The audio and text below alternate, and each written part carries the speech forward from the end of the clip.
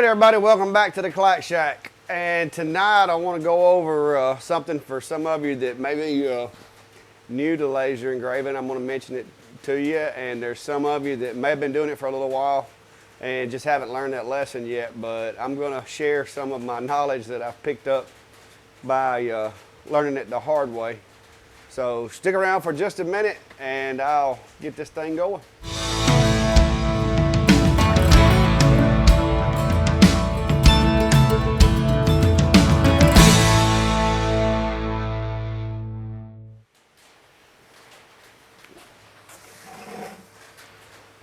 All right, as many of you know, I've been working on my enclosure, and I did a little more trim work to it today in between doing other stuff. It's been kind of a long day today. Started off the morning going and picking up a load of cedar logs as well as some short needle pine. I'm not sure what the actual name of it is, but it's got really short needles and like very thin bark. I don't think it's from our area. You find them a lot of times in just little thickets, but it's got a really white look to it, so I'm thinking it's probably going to be white pine, but I'm going to have to do some research to find out. I went to pick up a cedar log, and while I was there, the guy had a few pines that he had cut, and rather than let him burn them, I went ahead and brought some of those back. So in the future, I'm going to have some, I believe it's white pine, but don't quote me on that, to mill and show you what it looks like. But tonight I had a couple of things I wanted to touch on. I've had some people asking questions. Also, if you'll go to the community tab on my channel, I've got a little poll going, and a lot of people ask me about how do you sell your stuff, how do you make enough money to justify having the X tool. But like I said, I'm not a professional, but I will tell you that when I got my D1, it took me about 3 months to recoup the money that I had spent on the laser. And for some reason, this thunder shower has ran the bugs in, and guys, I got bugs I had never seen before in here today.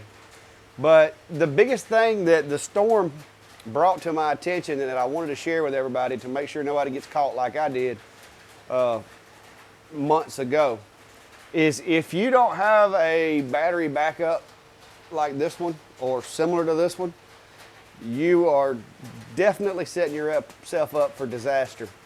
I've got a job running in here, and it's been running for probably 45 minutes, or it was running for probably 45 minutes, and we had a pretty severe thunderstorm blow through. I've got a burn going in there, and there's real strong potential that the lights may go out. So, you know, y'all always ask about the Alabama weather. That's it. And I'm going to move back inside before I get wet because we got some sideways rain coming in now. And of course, the electricity, as always here in the South, if the wind blows too hard, it rains too hard, electricity starts flickering. Well, luckily, and I'm going to move my phone out of the way where you can see. All this is a 1000. It's a CyberPower 1000. It's not a really powerful battery backup, but if you look right there, at my current load capacity, it's saying that I've got 54 minutes of run time at the current consumption. Okay, I've got my laptop and my X tool and my air assist run through that battery backup. And there's two reasons that I do this. One is because if I do have a lightning strike nearby, I don't want my X1 getting zapped, my D1 to get zapped, nor my laptop, nor my air assist. Surge protectors work, and they work okay, but from my experience and training in IT and equipment care, a battery is better because even a decent little offshoot of a lightning strike, if you get a direct hit, I mean, you're done for. But if the power line gets hit by lightning, a mile from your house and you get a really big surge come your way, the battery is more likely to protect everything than just having a surge protector. That battery will absorb that shock and it'll fry it, but it's a lot cheaper to replace that battery, because I'm not sure what I paid for that one, but it was less than $100 on Amazon, and that's a lot cheaper than replacing my X-Tool D1. So that's my first tip for you, is if you don't have a battery backup on your setup, please do before you get one of those hour-and-a-half, 2-hour long engraves started. And the power, it doesn't even have to go out. If it flickers enough to cause an interruption of power to the X-Tool, it's going to shut it down. So 90% of the power problems that I have here are just, you know, flickers, and the machine never knows that anything happened. So that's a little tip that I have for you, and I wanted to share with everybody. But secondly, I've had a lot of folks asking me about live edge boards, and you know, where do you get your boards? And I see people saying they get them at Hobby Lobby, they get them at these different places, getting the live edge boards. And I made a video about this once before, a while back. But for those of you that are in this to try to make a little bit of money, and you don't want to spend a whole lot of money on wood, and you want some original, some unique stuff that people can't just go out to Hobby Lobby and get, because going back to what people ask me, how do you make money with your projects? And simply put, I provide things that you can't get at Hobby Lobby. And so, you know, if somebody sees a piece that I did and they try to find it at Hobby Lobby, you're not going to find the exact same thing. Now, you may find something similar, but you're not going to find the exact same thing. But the way that I do that is, I've got a sawmill. I collect my own logs, I cut my own lumber, and make my own merchandise. So one of the things that I have found that in where I live that is really common and really popular is people like to be able to tell folks that, you know, hey, this is made right here at home. You know, this is a local guy made this. That's a big selling point to folks. You know, when they look at a piece of woodworking, if they flip it over and it says made in China or made in Malaysia or Indonesia or whatever, it doesn't have that same effect in our area as if when they flip it over, they can see the sawmill marks on the back of it. Because I make a point when I build something, typically, to somewhere on that, even if it's not a rustic piece, under the bottom of it or somewhere, I skip that last layer of planing, and I leave those sawmill marks in that piece on purpose, so that when somebody sees it or somebody shows it to somebody else, they can authenticate that piece as being a custom piece and not just a cookie cutter piece that you pick up at Kirkland's or Hobby Lobby or one of the other hobby stores. So I'm going to turn the camera around. I'm going to kind of show you. I've got wood of all kinds, all makes, laying everywhere. I really need to get to building some stuff and get some of this stuff gone. But I've also got another interesting piece of wood that I recently cut. I just took it out of the kiln today because I've had it in there drying now for about 3 or 4 weeks. And I took it out because I had to do some stove covers. I told y'all I was backed up on stove covers. And so I've got about 5 stove covers I've got to turn out in the next 2 or 3 days. And I've got 2 of them framed out, letting the glue dry, getting ready to go to engraving. And hopefully tomorrow I'll get those 2 engraved and can go ahead and put the finishing touches on them. And I'm guessing maybe during the week I can stretch in the other 3 sometime. But I'm going to flip the camera around, show you what I'm talking about, show you some of the wood, and just give you a tour of where I come up with the wood that I get. So stick around for just a second. Let me move everything around. All right, guys, I'm going to talk to you from behind the camera for a minute. As you can see over there in that corner that is so cluttered because I'm running out of space, that's 2 stove covers that I've built, and I'm gonna zoom this thing in so you can see what the wood looks like. This is a yellow pine. It's really, really common where I live. I get this stuff by the trailer load for free every time we have a thunderstorm, it seems.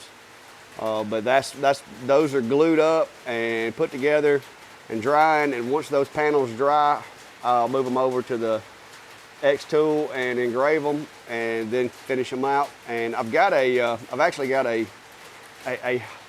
asking about how I make money. Word of mouth spread to the point where I've got a mobile home sales, or manufactured homes, I guess it is, place that every time they sell a manufactured home, they throw in a customized stove cover built by yours truly. So that's about 200 of those a year at $90 to $100 a pop. So, and I stay busy with those guys. But give me just a second, I'm gonna move around and show you some other stuff here. All right, as you can see back there in that corner, that's kind of where my odd sized wood ends up. I've got some hickory, I've got cypress, magnolia, cherry, maple, pine, Chinese fir, pretty much anything that grows around here, I've got it over there. And then over here to the right, that's my larger lumber, and that stack keeps getting bigger and bigger.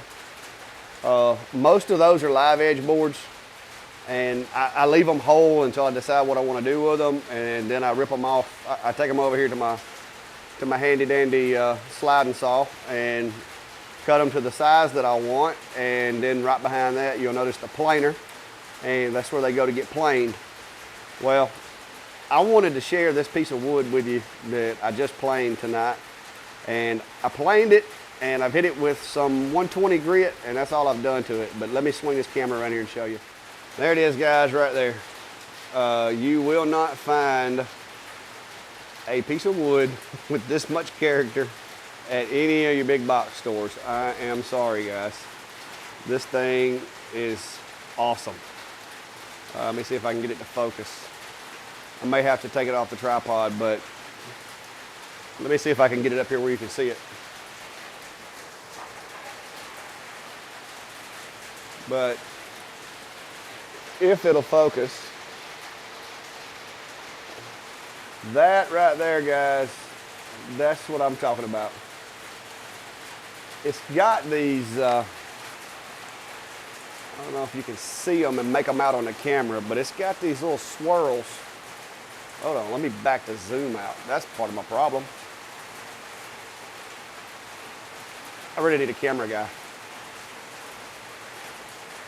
All right, it's got these swirls right here, and those things are awesome. Now, I will say, this tree that this piece of wood here come off of, they're putting in a coffee, like a coffee shop, almost like a Starbucks, but not quite. And that's where I got that guy right there. It is, it's actually a piece of red oak. And like I said, I dried it in the kiln for about 3 weeks at 135 degrees. And that kills all the bugs, algae and all that, and anything that might be growing on it. And also it dries it out for me. So, but yeah, I just wanted to share that piece of wood with everybody. But that, I'm trying to figure out what I'm gonna do with it. It is definitely gonna get engraved, but I'm kind of waiting on one of my customers on my Facebook page to call dibs on it. I've got another piece inside the house that I've already put some stuff on, but give me just a second. I'm gonna wet this piece of wood a little bit just to show you what it looks like or would look like stained. So give me just a second. All right, so this is just your standard H2O, and I'm just gonna wet it a little bit so that I can get the color to come out. This is a sawmilling trick that we use up at the mill. So feel free to use this trick if you'd like. But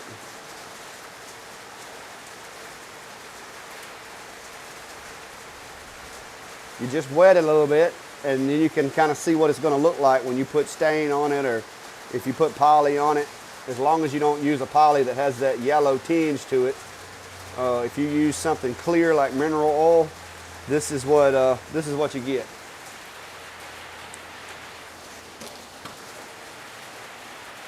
So there it is, guys, and like I said, you don't find that stuff right there just anywhere.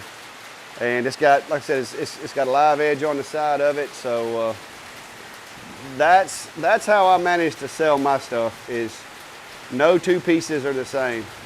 And so maybe maybe you can reach out to somebody in your area with a sawmill, and you might can find some of these pieces. All right, guys. Like I said, I really didn't have a whole lot to do a video on tonight. I had a couple of questions, and while I was waiting on this guy to finish, I didn't have enough time to do another stove cover tonight. So I will let you know I have done a little bit more trim work to the enclosure, and the thunderstorm is still rolling outside, so y'all forgive it. I'm hoping that this mic also is thunderstorm proof. My goodness, that looks like a helicopter in here. I don't know what kind of bugs we got tonight, guys, but they're getting ridiculous. But yeah, trimmed it out a little bit more. Everything's still working great. I'm happy with it so far. Made it look a little better, and I know what some of y'all are thinking. That's a lot of Craig screws in the front of that thing, but maybe that's the former motorcycle enthusiast in me.